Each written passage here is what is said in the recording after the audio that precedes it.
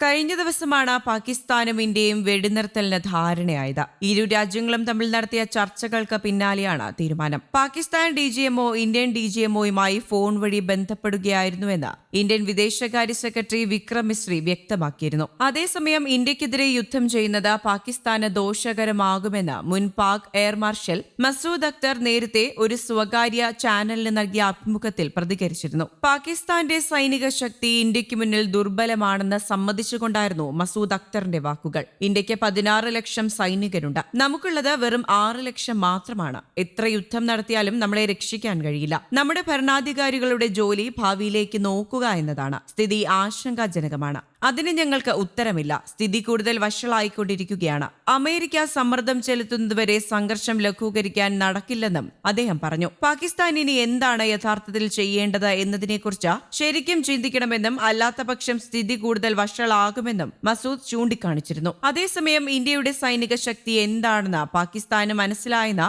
Commander രഘുവാർ Nair, wing commander Vyomika Singh, colonel Sofiya Qureshi എന്നിവർ വാർത്താ സമ്മേളനത്തിൽ പറഞ്ഞിരുന്നു. ഇന്ത്യയുടെ യുദ്ധവിമാനം വെടിവെച്ചിട്ടു എന്നത് ഉൾപ്പെടെയുള്ള പാക് അവകാശങ്ങൾ വെറും പൊള്ളയാണ്. പാകിസ്ഥാനിൽ ഇന്ത്യ വലിയ നാശനഷ്ടങ്ങൾ ഉണ്ടാക്കിയെന്നും സൈനിക ഉദ്യോഗസ്ഥർ അറിയിച്ചു. സിർസ, ജമ്മു, പത്താൻകോട്ട്, ഭട്ടിൻഡ, നാലിയ വ്യോമതാവളങ്ങൾക്ക് കേടുപാടുകൾ സംഭവിച്ചുവെന്ന വാദവും ഇന്ത്യ തള്ളി. ദിവസങ്ങൾ നീണ്ടുനിന്ന സംഘർഷങ്ങൾക്കൊടുവിലാണ് ഇന്ത്യയും പാകിസ്ഥാനും തമ്മിലുള്ള വെടിനിർത്തൽ ധാരണയായെന്നത് അമേരിക്കൻ പ്രസിഡന്റ് ഡൊണാൾഡ് ട്രംപ് അറിയിച്ചത്.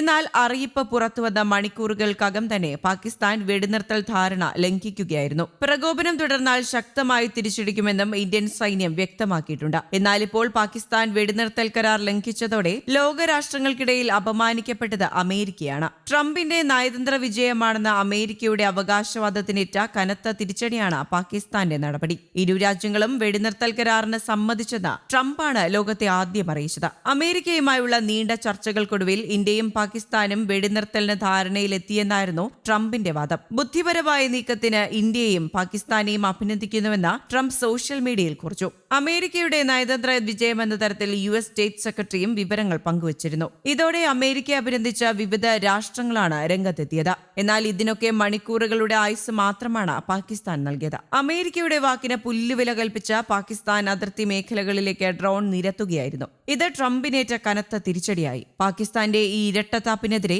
അമേരിക്ക എന്ത് നിലപാടാണ് സ്വീകരിക്കാൻ പോകുന്നതെന്ന് ഉറ്റുനോക്കുകയാണ് മറ്റ് രാജ്യങ്ങൾ. ഇതിനിടെ പാകിസ്ഥാന്റെ നീക്കം അംഗീകരിക്കാനാവാത്ത നിലപാടെന്നാണ് ഇന്ത്യ പ്രതികരിച്ചിരിക്കുന്നത്. ഇതുമായി ബന്ധപ്പെട്ട കേന്ദ്രം ചർച്ച നടത്തി. പാകിസ്ഥാന്റെ നടപടി അപലപനീയമാണെന്നും വിദേശകാര്യ സെക്രട്ടറി വിക്രം മിശ്രി പറഞ്ഞു. പാകിസ്ഥാൻ ഉത്തരവാദിത്തത്തോടെ പെരുമാറാൻ തയ്യാറാകണമെന്നും സാഹചര്യം മനസ്സിലാക്കണമെന്നും മിശ്രി വാർത്താ സമ്മേളനത്തിൽ അറിയിച്ചു. വെടിനിർത്തൽ ധാരണകൾക്ക് വിപരീതമായ സാഹചര്യമാണ് അതിർത്തിയിലെന്നും കേന്ദ്രം കുറ്റപ്പെടുത്തി. News desk, Kerala Kaumudi.